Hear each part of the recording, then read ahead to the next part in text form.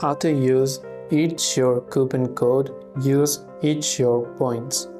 If you want to use EatSure coupon code or the points, it's very simple to do so.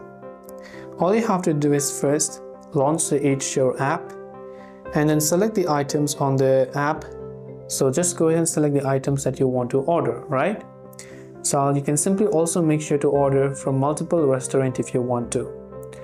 Once you've added the items to your particular order and tap the add item, go to the view cart option and go to checkout. So during the checkout process, you'll be able to apply the code at checkout and proceed with your order. This way you can use EatSure coupon code. I hope the video helped you out, and if you have any questions, feel free to leave them down below. Thanks for watching till the very end of the tutorial, and as always, see you soon in our next video.